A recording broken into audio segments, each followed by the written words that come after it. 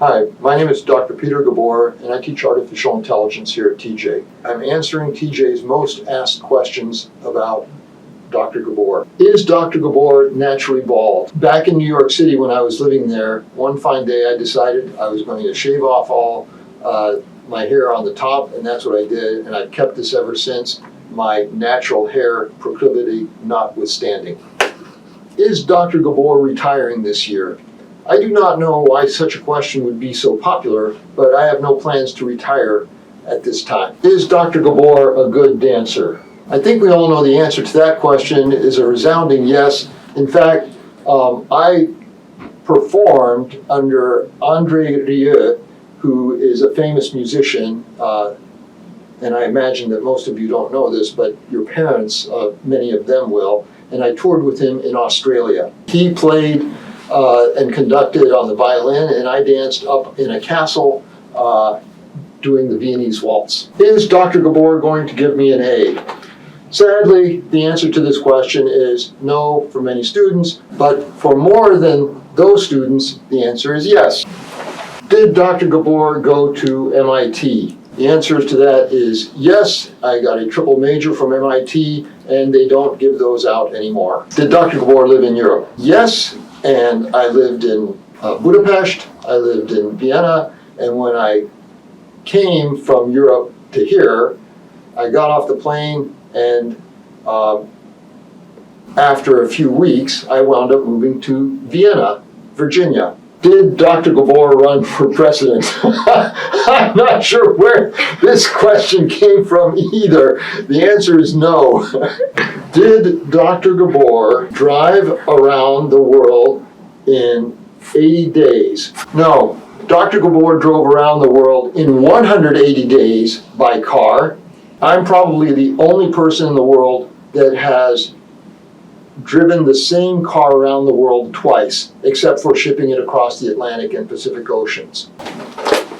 Why do people say Dr. Gabor looks like Audrey Tate? I have no idea why people say that. Sorry. It's an odd question from my point of view, since I don't know Audrey. Why did Dr. Gabor decide to be a teacher? When I was getting my doctorate at Princeton, figured that, well, I have some time and I'm a natural teacher, so why not get a teaching certificate? Maybe it'll come in handy. And I was in the grad school there, getting the doctorate, so I went to the teacher certification program and I said, can I get a teacher certificate here, please? And they scratched their heads because nobody who was in the doctorate program had ever done that before. They said, well, we're really not sure. And I'll tell you what, if you go around to every single dean and get them to sign off, then we'll say, okay. So that's what I did. Nobody could think of an objection. So I was the first graduate student at Princeton to get a teaching certificate. Now it's part of the program. So that's how it came about. Why does Dr. Gabor like Diet Coke? This is just a wrong question. Nobody has ever seen me drink a Diet Coke because I've never drunk a Diet Coke.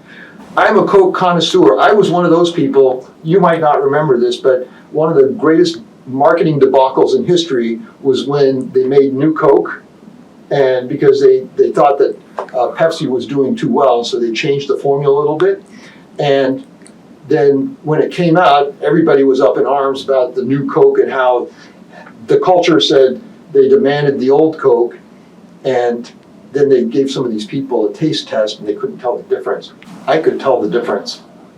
So I've drunk Coke for a long time, but not Diet Coke. What is Dr. Gabor's one true love? I don't have a one true love. I love to do many things. I'd be hard pressed to say the most favorite thing that I love. What is Dr. Gabor's favorite song? That also is a hard question. I don't have one favorite song. I have different songwriters that I like, and groups. For example, the Moody Blues, Simon and Garfunkel, I've seen both in concert. Arlo Guthrie has a wonderful song. I've seen him in concert also, and he's got the world's longest song, they say. So I like story songs. That's a favorite genre of song that I like. What is Dr. Gabor's favorite candy? I think I have to take a pass on that. I don't have a favorite candy really. What I generally don't eat is chocolates, although I sometimes eat them too. Depends on exactly what's available and my mood. What is Dr. Gabor's greatest accomplishment? I've been in so many places and done so many things. Greatest, again, can't say. However, I'll mention a couple. Driving around the world twice in the same car, that was something. There were a lot of memorable experiences. For example, in Russia, I went across that part of Russia, which is just above China in the far eastern section. And when I went in November/December, it was all frozen up. And you know how you get across the rivers? You wait till they freeze up.